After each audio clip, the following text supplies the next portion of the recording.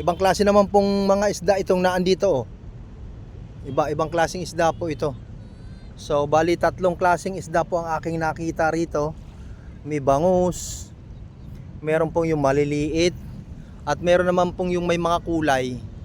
Okay, so after 4 years po na pagkakalagay po ng Dolomite Beach, ngayon ko lang po napuntahan ang area na to.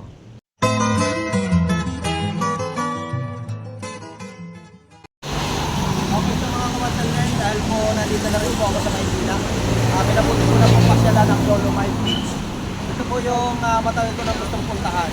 Programa po ito ni Rodrigo Duterte. So pupuntahan po natin kung saan po maganda at development po ng ating Dolomite Beach. Samahan niyo po.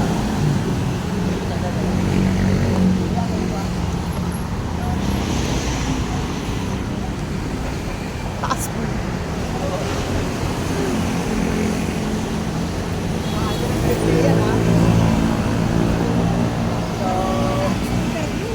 Tayo, hindi ko nadala yung akin ano. Sayang yung ano ko.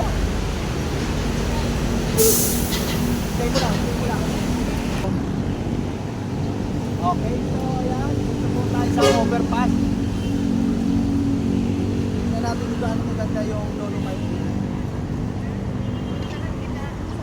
Hindi ako makakababa ng naka.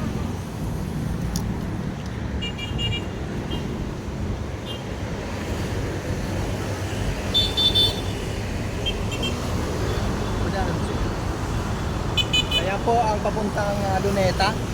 Ito naman po papuntang Las Piñas. So ito na po ang ating Manila. Ano tawag ito? Yan.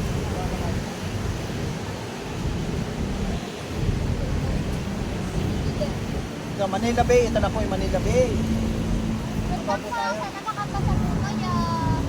Good luck po ate. Good luck kuya, sana makapasa po kayo. Thank you. Good luck tayo, sana makapasa po. Good luck kuya, sana makapasa po.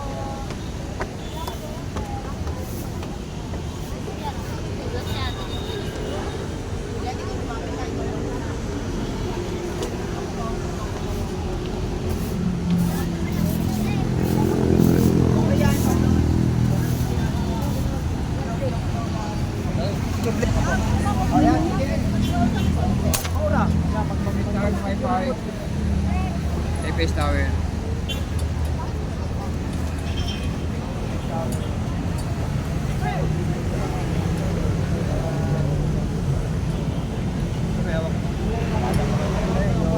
YouTube kasi rin.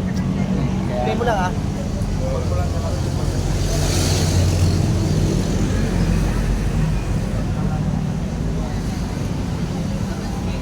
Ayan, so yung nakikita mong mga tao po na dinaanan natin ay ano po yan, yung mga kumukuha ng mag-e-exam, sana po makapasa. So, ito na po ang ating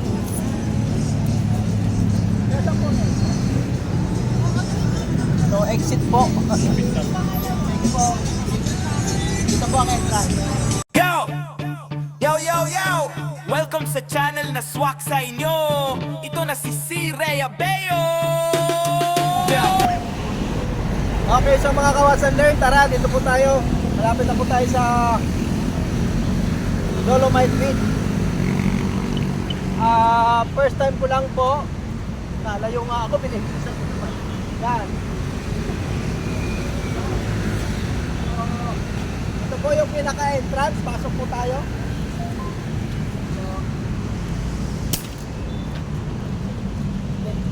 Iwanan mo po. So, Pa-check po ma'am. may babawal dito sa loob. Ayan po. Plastic bottles. Bawal po. Plastic bottles po, bawal. Ayaw na lang po, sir. Ma'am. Inumin ko na lang po muna. Apo. So, bawal po. Ayan, inumin ko na lang, sayang.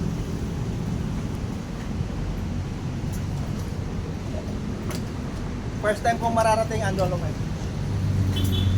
Tama, makikita niyo po ba dito yung mga gwardiya, napakatupogi, di ba? Ayan, oh. Thank you. Ayan. So, please follow my YouTube channel. Sir Rey Abeo.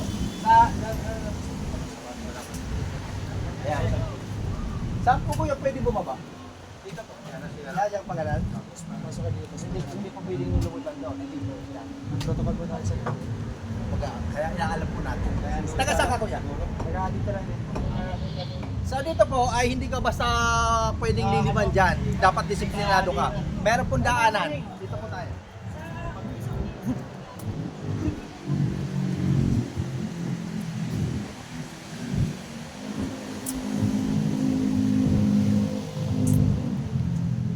Ayan.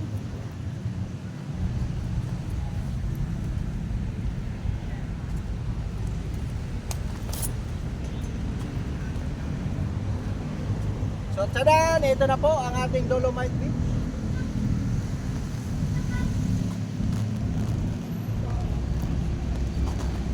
So, dito po muna tayo.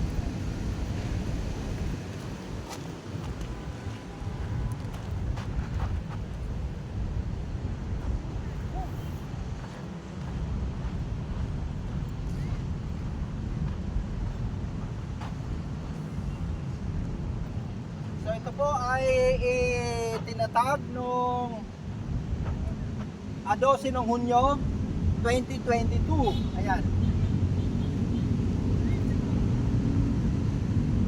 Ito na po ang ating Dolomite Beach. Yuhu!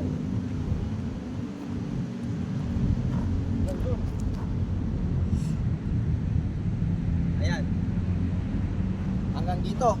So titignan natin ang mga species po na nabubuhay po sa Dolomite Beach. Tingnan natin.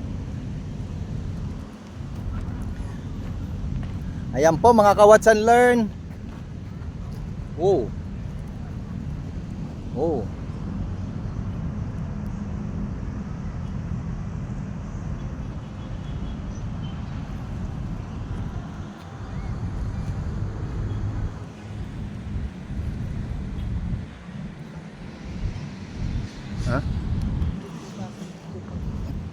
Ayan, so for the first time po, ayan, narating po natin ang ating Dolomite Beach. Tingnan natin kung ano po yung mga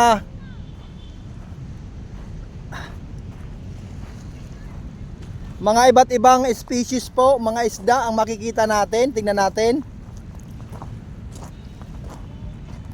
So ayan po ang structure.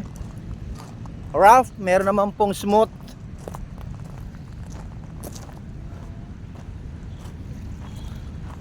Ate, ano pong makikita mga isda dyan? Meron po. Ay, oo, yan. Merong mga maliliit po na isda. Ayan. Meron pong reclamation dun na ginagawa. Ayan, napakalaki, oh. So, if I'm not mistaken, ito po ay ano ba yan? Yung ano nga yun? Ano nga yung pinunta?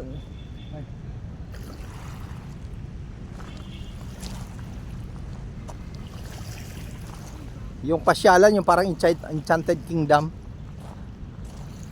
Mayroon po akong nakikita mga patay na isda dito. Possible dahil masyado pong mainit ang panahon. Pero talaga pong alaki po ng iginanda, no? Ng ating Dolomite Beach. So pupunta kami dito. Ayan. So meron pong mga mangilan-ngilan na mga basura tayo nakikita rito. Pero so far naman po ay malinis naman po ang kapaligiran ng ating Dolomite Beach. Okay, so dito po sa Dolomite Beach na to ay napakahigpit po ang patakaran. So hindi kami pinayagan magdala ng bote ng mineral water kasi iniiwasan baka kung saan namin itapon, which is tama lang naman. So napakagandang tignan, oh. Wow, I'm here in the Dolomite Beach. Isa po sa legacy ni President Rodrigo Duterte. Wow! At least narating ko po siya. Ayan, oh. So, maghahanap ako ng mga isda kung meron pong... Bawal po! Ayan. So, ayan. So, dito po sa area na to, bawal na pong lumampas doon. Ayan. Bawal na daw po. Sayang. Pupunta sana ako dun sa dulo dun. Okay. Hanggang dito lang pala. So, we cannot do otherwise. Babalik po tayo. Wah! Pupuntahan ko. Yun yung lugar na yun. Kita pa akong patay dito na isda. Kanduli yata to. Ayan, sina ate. Sila po yung mga na mamahala po sa kalinisan sa mga basura. Ay, napakaraming isda, oh. Ayun, oh. Yung maliliit. Woo! Look. Ang dami. Ano kayang klaseng isda yan? Medyo malabo lang po ang tubig, pero ayan, oh, kitang-kita po, oh, ang napakaraming isda. Ayun, oh. Wow. It's amazing. Oh, yun, oh, ang dami, oh. Yun lang tanaw siguro.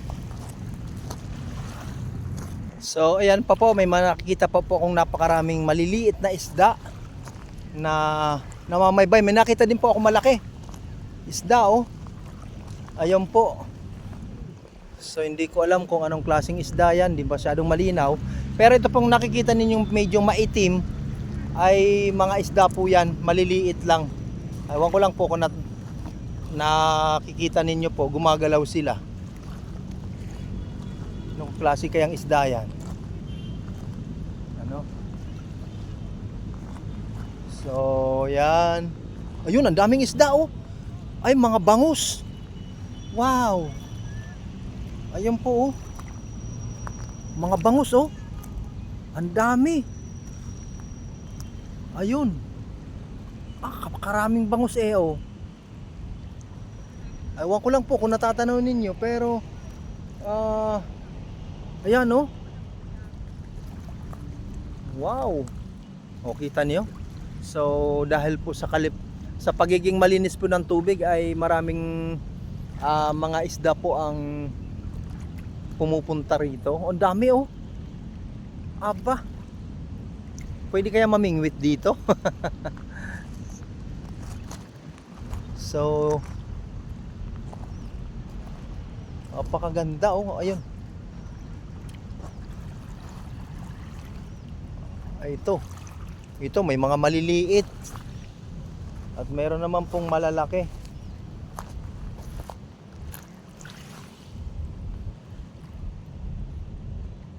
Ito, ibang klase naman pong mga isda itong naandito, oh. Ibang klaseng isda po ito. So, bali 3 klaseng isda po ang aking nakita rito. May bangus, meron pong yung maliliit, at meron naman pong yung may mga kulay. So, bali dito po sa gilid, bawal na daw pong pumunta dahil ito po ay US Embassy na po. Ay pinagbabawal na po. Mahigpit na pong pinagbabawal ang pagpunta sa areang yon. For security purposes. Ang laki! Ang laki na nakita ko. Ang laki, ang haba. Uha! Ayun, ang laki. Mga kalahating kilo na ang laki niyan. Oh. Pambihira, aba. Uha!